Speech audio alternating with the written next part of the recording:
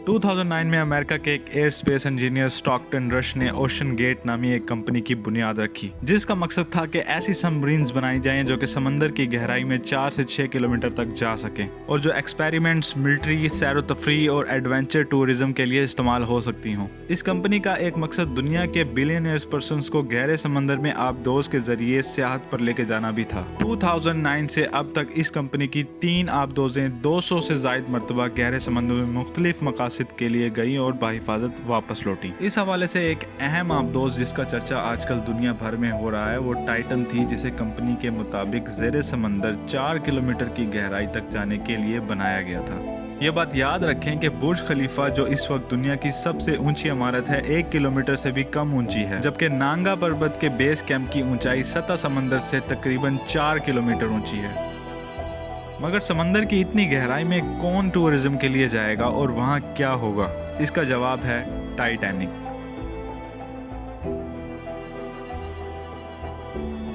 जी हाँ, वही टाइटैनिक जिस पर मशहूर ज़माना फिल्म बनी, जिसकी शोहरत की वजह से इसमें मौजूद एक सीन है जिसमें लियोनार्डो डिकैप्री और कैट विंसलेट टाइटैनिक के अशरे पर एक दूसरे से जुड़े समंदर को बाएं खोल कर देख रहे हैं।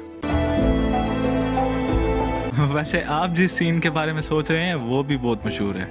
चलें छोड़ें इन चीज़ों को, हम चलते हैं अपने टॉपिक पर। तो बात हो रही थी टाइटैनिक फिल्म की। इस फिल्म के डायरेक्टर जेम्स कैमरॉन फिल्म की तैयारी के सिलसिले में 33 मरतबा समंदर के नीचे जाकर इस मलबे को देखकर आ चुके हैं। टाइटैनिक अपने ज़माने का सबसे बड़ा जहाज़ था और ये 1912 में अपने पहले ही सफ़र पर समंदर में एक आइसबर्ग टकराने की वजह से डूब गया।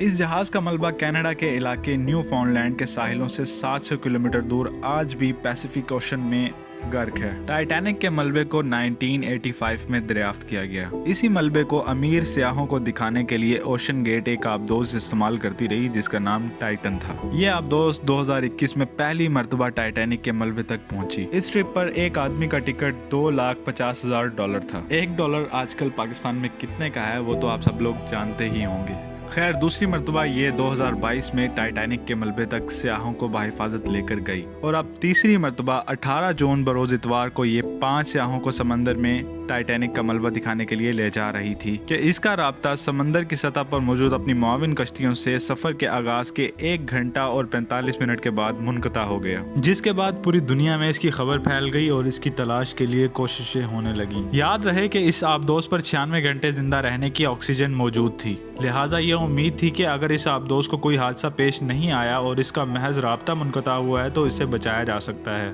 टाइटन पर पहली मरतबा जाने वाले एक जर्मन सियाह आर्थर लोइबल कहते हैं कि ये आबदोज मुकम्मल तौर पर महफूज नहीं थी। अपने सफर को याद करते हुए वो बताते हैं कि सफर के दौरान 1000 मीटर के बाद आबदोज की बैटरी सिस्टम में कुछ मसाइल पैदा हुए। ताहम बिलाखिर ये आबदोज टाइटैनिक के मलबे तक पहुंचने में कामयाब हो गई और उन्होंने वहां 3 घंटे इसकी वाहिद खिड़की और इस पर मौजूद कैमरों की मदद से मलबा देखा और फिर बाहिफाजत लौटे। अलबत्ता वो ये याद करते हैं कि आबदोज में दर्जा हरारत कमोबेश 4 डिग्री सेंटीग्रेड था। ये छोटी सी आबदोज थी जिसमें 4 से 5 अफराद एक दूसरे से जुड़कर बैठ सकते थे। टाइटन दरअसल एक मुकम्मल आबदोज नहीं थी बल्कि आबदोज जैसी थी जिस पर सबमर्सिबल की इस्तेलाह इस्तेमाल होती है, क्योंकि ये महज चंद घंटे तक समंदर के नीचे रह सकती है, जबकि एक मुकम्मल आबदोज कई माह तक समंदर में रहने की सलाहियत रखती है। गुज़श्ता हफ्ते यानी 18 जून 2023 को टाइटन में 5 अफराद सवार हुए, जिनमें इस आबदोज में कंपनी ओशन गेट का मालिक स्टॉकटन रश, बरतानवी कारोबारी शख्सियत हमेश हार्डिंग, फ्रांसीसी प्रोफेशनल गोताखोर पॉल हेनरी और पाकिस्तान कंपनी एंग्रो के वाइस चेयरमैन शहजादा दाऊद और इनके जवां साल बेटे शामिल थे।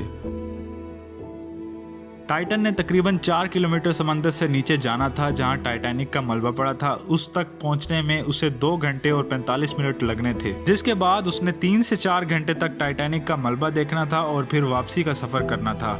इस पूरे सफर का कुल दौरानिया कमोबेश 10 से 11 घंटे तक का था।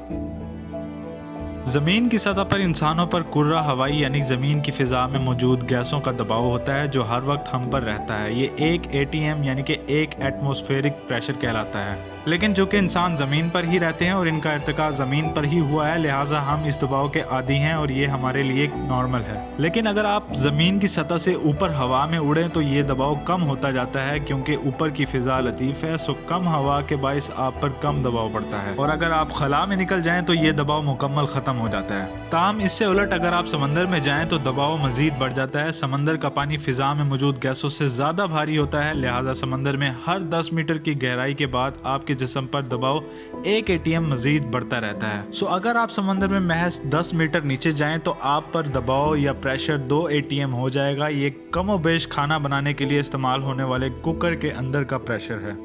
अगर आपने कभी प्रेशर कुकर को फटता देखा हो तो आपको अंदाज़ा होगा कि ये किस कदर ज़्यादा प्रेशर होता है। सो अगर आप समंदर में 4 किलोमीटर नीचे जाएं तो आप पर दबाव ज़मीन पर दबाव के मुकाबले में तकरीबन 400 गुना ज़्यादा होगा, या प्रेशर कुकर के दबाव से 200 गुना ज़्यादा। टाइटन आबदोज़ को टाइटेनियम धातु और कार्बन फाइबर से बनाया गया था जो इतना दबाव बर्दाश्त कर सकती थी, बशर्ते कि ये मुकम्मल तौर पर सील हो और इसमें कोई फ्रैक्चर ना हो और ना ही इसकी बॉडी कहीं से कमज़ोर हो। और बदकिस्मती से टाइटन के साथ ऐसा ही हुआ। 5 रोज तक इस आबदोज़ को गहरे समंदरों में कश्तियों और रोबोट्स और समुद्री ड्रोन्स की मदद से तलाश किया जाता रहा, और अब इसके एक मलबे का कुछ हिस्सा टाइटैनिक जहाज के मलबे से चंद 100 मीटर के फासले पर मिला। अब तक की इंफॉर्मेशन के मुताबिक इस आबदोज़ में मुमकिन तौर पर लीक या फ्रैक्चर आया, जिसके बायस इस पर पानी का दबाव पड़ा और ये बाहर से पड़ने वाले इस शदीद दबाव से चंद मिली सेकंड्स में ही हिचक गई या तबाह हो गई। ये इतना कलील वक्त है कि इसमें आबदोज़ में मौजूद इंसानों का दिमाग मौत को महसूस ही ना कर सका होगा और देखते ही देखते इनका मुकम्मल जिस्म पिचक कर पाश पाश हो गया होगा। इस आबदोज़ की तलाश में अमेरिका, कनाडा और फ्रांस तीनों ममालिक की बहरिया और कई ऑपरेशन टीम्स काम कर रही थी, और 5 रोज तक इसकी तलाश पर तकरीबन $65 लाख से ज़्यादा का खर्चा आया। हादसे के बाद बैनुल-अक़वामी तंजीमें और बहरी सफ़र में हिफाजत के लिए कायम इदारे इस बात पर जोर दे रहे हैं कि कमर्शियल आबदोज़ों को महफूज बनाने के लिए मुकम्मल ज़ाब्ताकार कवानीन और सर्टिफिकेशन वाज़े की जाए, ताकि आइंदा ऐसे मुमकिन हादसात से बचा जा सके।